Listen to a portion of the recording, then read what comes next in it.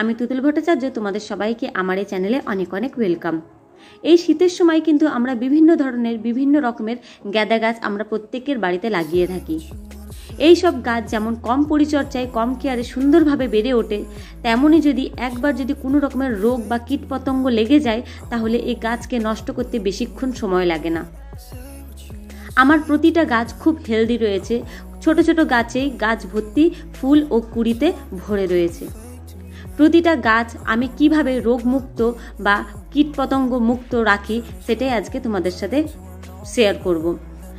আমি ঘরোয়া পদ্ধতিতে এই গাছগুলোকে রোগমুক্ত করে থাকি। প্রতি বছর এই মিশ্রণটা আমি বানিয়ে নিই, আর বিশ্বাস করো এখনো অবধি এতগুলো গাছের মধ্যে একটা গাছেও কোনো রকমের রোগ বা কোনো রকমের পোকা লাগেনি।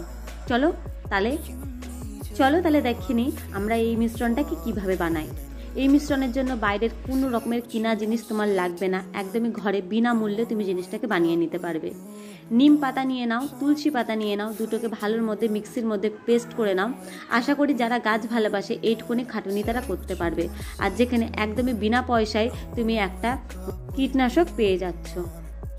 এইটাকে জলের মধ্যে মিক্স করে আমি আমার প্রত্যেকটা গাছে দিই, শুধু গাঁদা গাছ বলে না, আমার ঘরে যা যা গাছ আছে প্রত্যেকটা গাছে দিই। বিশ্বাস করো এতে কিন্তু গাছের কোনো ক্ষতি হবে না, বরঞ্চ ভালো হবে। একবার বিশ্বাস করে এই মিশ্রণটা তোমরাও ইউজ করে দেখো, রেজাল্ট তোমরা 100% ভালো পাবে। কারণ এটা আগে আমি নিজে ইউজ করেছি, তারপরে এই জিনিসটা কিন্তু আমি সোশ্যাল মিডিয়াতে শেয়ার করছি।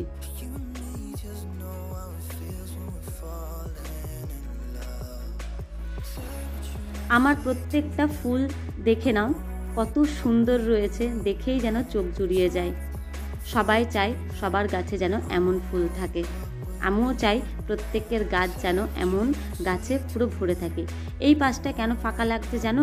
কারণ বাদরে আমার অনেক গাছ অনেক ফুল নষ্ট করে দিয়েছে, এর জন্য এই জায়গাটা ফাঁকা লাগছে, নাহলে এখানেও কিন্তু পুরো ফুলে ভরেছিল।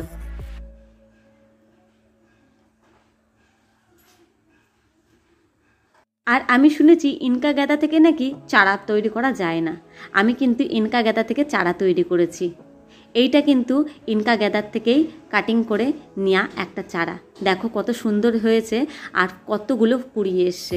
তা এই ভাবনাটা ভুল যে ইনকা গাঁদা থেকে চারা তৈরি হয় না বা নতুন গাছ তৈরি হয় না, হয়, চেষ্টা করলে সব কিছুই হয়।